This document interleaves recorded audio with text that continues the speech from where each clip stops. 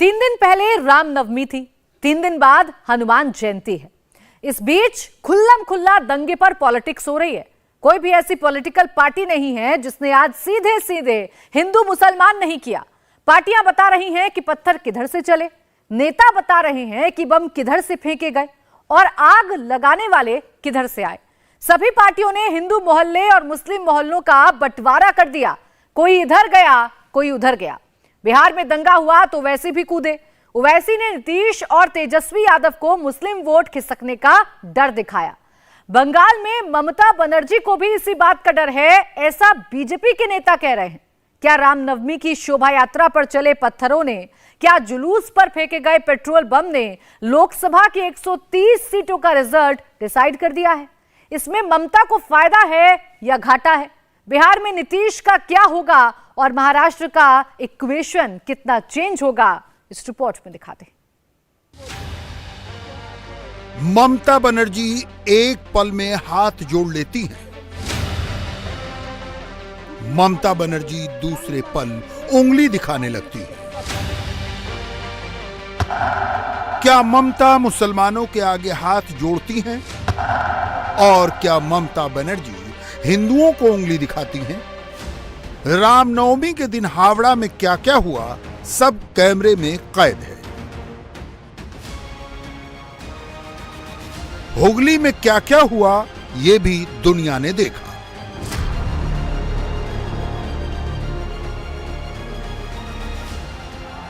रामनवमी का जुलूस लेकर हिंदू जैसे ही मुस्लिम मोहल्ले में पहुंचते हैं, सामने से पत्थर चलने लगते हैं।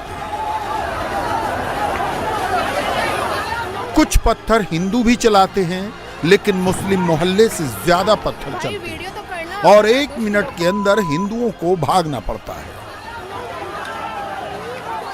हुगली के रिसड़ा में हिंसक भीड़ ने गाड़ियों को फूंक दिया, एटीएम तोड़ दिए और दुकानों को आग लगा दी। दंगाई कौन है, ये पहचानना मुश्किल नहीं है।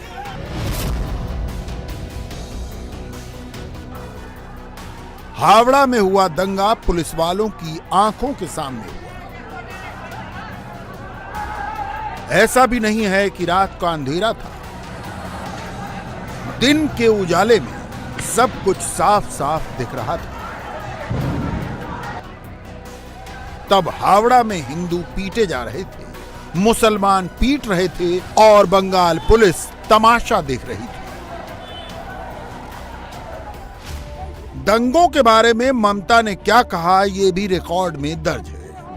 মনে রাখো, মিছিল আমরাও করবে, তোমরাও করবে। রমজান মাসও চলছে, রোজার মাসও চলছে। একটা মুসলিম এরিয়ায় গিয়ে হামলা করলে মনে রাখো তার বিরুদ্ধে আইনত পদক্ষেপ নেবে। মিছিল মিটিং করার তোমার অধিকার আছে, দাঙ্গা করার অধিকার নেই। दीदी कहती हैं कि मुसलमान दंगा नहीं करते, दंगा तो बस बीजेपी वाले करते हैं। পাপিষ্ট এরা, এদের অভিষ্ট কোনোদিন সিদ্ধ হবে না। 100 দিনের গরিব মানুষ কাজ করেছে, 17 লক্ষ লোকের টাকা দেয়নি। বেঈমান, লুটেরা, দাঙ্গাবাজ, চোর ডাকাতরা যে গরিব লোক রাস্তা তৈরি করে, বাড়ি তৈরি করে, জমির ধান কাটে, মেয়েরা মাথায় মাটি তোলে, মাথায় করে এ নিয়ে মাটি তোলে, তাদের টাকা বন্ধ করে দিয়েছে পঞ্চায়েত নির্বাচনে। আর 2024-এ মনে রাখবেন, এই দাঙ্গাবাজরা যারা ঘর জ্বালাচ্ছে, যারা ঘর পোড়াচ্ছে, যারা বুলডোজার নিয়ে যাচ্ছে। বুলডোজার নিয়ে কেউ মিছিল করতে যায়? বুলডোজার নিয়ে তো রাস্তা তৈরি করতে যায়, রাস্তা ভাঙতে যায়, বাড়ি ভাঙতে যায়। বুলডোজার নিয়ে যাচ্ছে মিছিলে আর পুরো বন্দুক নিয়ে নাচ করছে। এদের আপনারা সমর্থন করবেন? এটা বাংলার সংস্কৃতি, এটা ভারতের সংস্কৃতি। यही बात कांग्रेस अध्यक्ष मल्लिकार्जुन खड़गे दिल्ली में कह देते हैं, यानी पार्टी 2, नेता 2, लेकिन टारगेट 1, नरेंद्र मोदी। ये सभी बीजेपी जब महसूस करती है कि वो कमजोर होते जा रही है, तब वो उन्होंने ऐसे दंगे कर देते हैं और लोगों को पोलराइज करने के लिए, यानी अपना ये काम करते हैं। ये तो बीजेपी का ही काम है। बंगाल के हावड़ा और हुगली में दंगों के बाद बीजेपी कह रही है कि ममता मुसलमानों के लिए नरम है और राम भक्त हिंदुओं पर गरम है। सिद्धिनाथ गुप्ता को भेजा और उनको मनोज वर्मा को भेजी ममता जी, और क्लियर इंस्ट्रक्शन, तुम खामोश रहो, गुंडा के ऊपर लाठी मत चलाओ, मेरा वोट सब चला गया सागरदिघी में, ये वोट को मुझे वापस लाना पड़ेगा, इसलिए मत मारो, वो लोग को मारने दो। ममता जी ने खुद अगले दिन हावड़ा का जो हादसा के बाद उन्होंने बताई जो बिफिटिंग रिप्लाई होगा, befitting reply next day Friday हुआ है। ये रिसना में भी जो तोड़फोड़ किया, पत्थरबाजी किया, उसको छोड़ दिया, और 12 रामनवमी का कार्यकर्ता जो हिंदू संगठन से, सनातन संगठन से जुड़ा हुआ है, उसको हिरासत में लिया, 100 से ज्यादा घर में रेड किया। ममता की पार्टी खुल्लम खुल्ला कह रही है कि दंगा बीजेपी के लोगों ने फैलाया। रामनवमी के अगले ही दिन टीएमसी ने तमंचा लहराते बीजेपी कार्यकर्ताओं के वीडियो वायरल कर दिए। तो हम लोग ये साफ बोलते हैं कि इसका पीछे बीजेपी का हाथ था, और ये पॉलिटिक्स हिंदू मुसलमान ये तो बीजेपी करते हैं। अब बीजेपी की ओर से जवाब आ रहा है। बंगाल बीजेपी के नेता सुकांता मजूमदार ने अपने सोशल मीडिया हैंडल पर कुछ तस्वीरें डाली हैं। टीएमसी सांसद और ममता के करीबी कल्याण बनर्जी का एक सहयोगी दो रामनवमी जुलूस में दिख रहा है, मगर क्यों, इसका जवाब अभी किसी के पास नहीं है।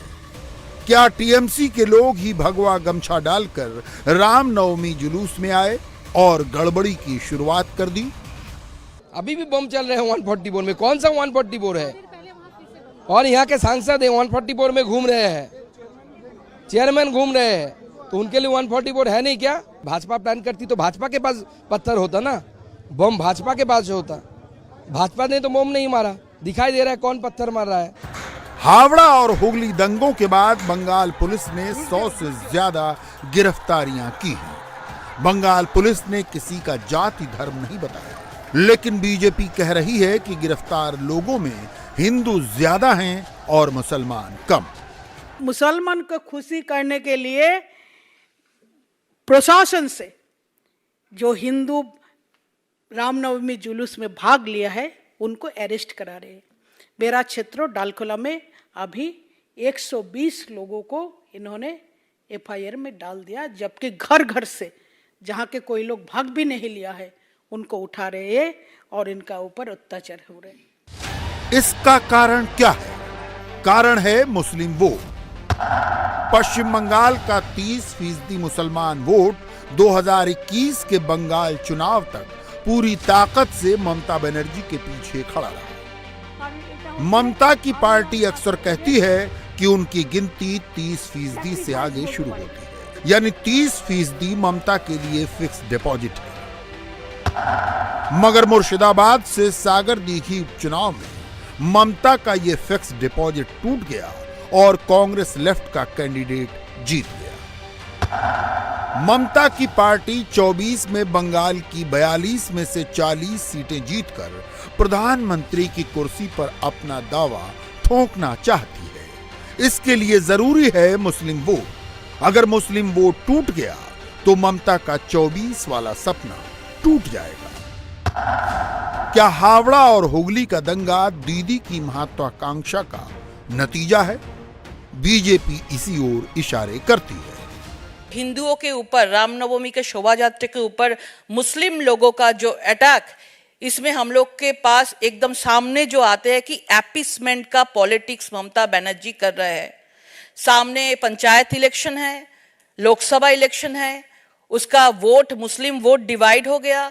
मुस्लिम वोट को एक साथ के लिए पूरा प्री प्लान्ड है और धरना मंच से उन्होंने जैसा कहा था कि रमजान महीनों में जो ये संप्रदाय का लोग कुछ बुरा काम नहीं करते हैं, उन्होंने खुद ही, इन्वेस्टिगेशन अभी चल रहा है, लेकिन खुद ही उन्होंने एक 30% का ऊपर हाथ डाल दिया।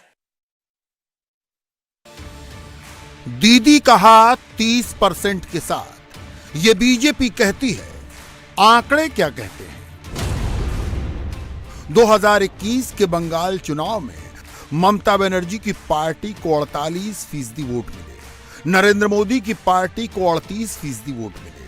30% और 70% का फॉर्मूला लगाकर देखें तो ममता बनर्जी की पार्टी को मिले 48% वोट में से 30% मुस्लिम वोट थे और 18% हिंदू वोट, जबकि बीजेपी को मिले 38% वोट में से लगभग सारे वोटर हिंदू थे। बीजेपी को अपना हिंदू वोट बढ़ाना है, इसलिए वो हिंदू हिंदू कर रही है। ममता को मुस्लिम वोट बचाना है, इसलिए वो मुसलमानों को क्लीन चिट दे रही है। बिहार के नालंदा में दंगा भड़का तो दंगाइयों ने प्रमिला कॉम्प्लेक्स को आग के हवाले कर दिया। यहां रामनवमी का कोई जुलूस नहीं निकल रहा, कोई दूसरा पक्ष सामने भी नहीं था, लेकिन टोपी वाले, पाजामा वाले, दाढ़ी वाले और चेहरे पर रूमाल बांधने वाले कुछ लोग आग लेकर आते हैं और पूरे कॉम्प्लेक्स को जलाकर खाक कर देते हैं।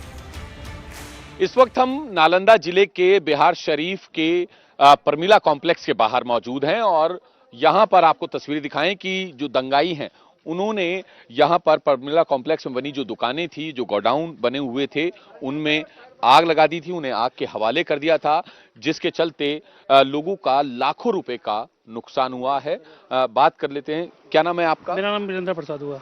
वीरेंद्र जी बताइए, कैसे आपके यहाँ पे क्या दुकान है? गोडाउन? हमारा किताब का दुकान यहाँ पर है। हाँ। और हमारे साथी यहाँ अनूप जी है, उनका भी दुकान है। हम लोग का मुस्लिम लोग 31 तारीख को जो निकला था रामनवमी का जुलूस शोभा यात्रा, उसके बाद जो भगदड़ हुआ उसके बाद हम लोग का आग लगा दिया है। हाँ। नालंदा बिहार के मुख्यमंत्री नीतीश कुमार का अपना क्षेत्र है। पूरा इलाका कुर्मी बहुल है और यहाँ यादव भी अच्छी खासी तादाद में है। नालंदा में दंगा होने से नीतीश कुमार को पर्सनल लॉस है। दंगे से मुसलमान, यादव और कुर्मी समीकरण पर टिके महागठबंधन को भी नुकसान ही नुकसान है। नालंदा में गिरफ्तार किए गए लोगों की लिस्ट से नीतीश सरकार की मंशा साफ हो जाती है। हमारे पास 78 लोगों की लिस्ट है। इनमें 26 मुसलमान हैं, 52 हिंदू हैं, यानी हर 3 गिरफ्तारियों में से 2 हिंदू अरेस्ट हुए और 1 मुसलमान गिरफ्तार हुआ। बिहार के मुख्यमंत्री नीतीश कुमार ने पटना में इफ्तार पार्टी की। जानबूझकर यहां लाल किले वाला बैकग्राउंड लगाया गया। नीतीश पटना से दिल्ली वाली फ्लाइट पकड़ना चाहते हैं। इसमें बिहार के 17% मुस्लिम वोट उनको सबसे अहम लगते हैं। सीएम की इफ्तार पार्टी में डिप्टी सीएम तो नहीं दिखे, मगर तेजस्वी यादव ने बिहार दंगे पर वही लाइन ली है जो बंगाल में ममता बनर्जी ने ली है और दिल्ली में मल्लिकार्जुन खड़गे ने ली है। तेजस्वी कहते हैं कि ये सद्भाव बिगाड़ने की संघी कोशिश है। बीजेपी कमजोर है, इसलिए बौखलाई हुई है और एक एक उपद्रवी को चिन्हित कर कठोरतम कार्रवाई की जा रही है। ममता के बंगाल में लेफ्ट चुप है, बिहार में वो भी वोकल है। वही पूरे बिहार के अंदर घूम घूम करके ये बात बताते हैं कि सरकार पोषित दंगा हो रहा है। जी नहीं, बिहार को जलाने की कोशिश आरएसएस के लोग कर रहे हैं। बीजेपी इस बार ढीली नहीं पड़ी है। 11 महीने बाद 24 का इलेक्शन है। होम मिनिस्टर अमित शाह बिहार में बीजेपी की सरकार बनने पर दंगाइयों को उल्टा लटकाकर सीधा करने वाली बात बोल चुके हैं। इससे बिहार प्रदेश बीजेपी नेताओं का हौसला बढ़ा हुआ है। रामनवमी के शोभा यात्रा पर पत्थर बरसता है, रोकने का प्रयास करता है, हिंदुओं को अपमानित करने का बात करता है। ये अल्पसंख्यक समाज के लोगों के तुष्टीकरण की राजनीति में, वोट की राजनीति में ये बिहार को आतंकवादियों का घर बनाया जा रहा है। बिहार विधानसभा के भीतर जितनी गर्मी है, बाहर उससे ज्यादा तनाव है। पत्थर क्यों बरसा? ये सरकार तुष्टीकरण की राजनीति में जो पत्थर बरसाने वाले हैं उस पर कार्रवाई नहीं करके ये बहुसंख्यक हिंदुओं पर कार्रवाई करके उसे डराना चाहती है। सासाराम के मोची टोला में बम फटा। यहाँ के एक 2 मंजिला मकान की दीवार पर बम ब्लास्ट के निशान साफ मौजूद है, लेकिन बिहार पुलिस कहती है ये बम नहीं पटाखा था। मोची टोला में मिक्स आबादी है, यहाँ हिंदू भी हैं और मुसलमान भी हैं। हमने मोची टोला में उस व्यक्ति को तलाशा जिसके घर की दीवार पर धमाका हुआ। हमने उनके पड़ोसियों से भी बात की। हमारा ही घर है। अच्छा, कितना बड़ा धमाका था? बहुत तेज धमाका था, आवाज हम लोग सुने, अब धमाका उसको तो देखे नहीं है। हाँ, धमाका बहुत काफी तेज था। कितने बजे की बात है ये? 4:52 पर। अच्छा, 4:52। आप परिवार के साथ सो रहे होंगे उस वक्त? हाँ, उस वक्त तो हम लोग जगे हुए थे, शहरी का टाइम था। शहरी के लिए आदमी जगा हुआ था, नमाज पढ़ने के लिए आदमी जा रहा था। हाँ, उस वक्त जगी हुई था। आपका क्या नाम है? संजय कुमार साहू। यहीं रहते हैं? यही घर है मेरा। अच्छा, सामने वाला घर है। सामने। तो ये बताइए कि क्या देखा आपने और क्या सुना? हमने सोए थे, आवाज सुने तो वो आए, बलरेज खोल कर देखें तो धुआं हो रहा था। तो प्रशासन भी उधर से आ गए थे। यही देखने के बाद उधर ऊपर वाला दिखाई नहीं दे रहा था, काला वाला, नीचे वाला दिखाई दे रहा। तो इंडिया टीवी हर वक्त हर जगह डाउनलोड करने के लिए सर्च करें India TV news Google play store या ऐप स्टोर पर।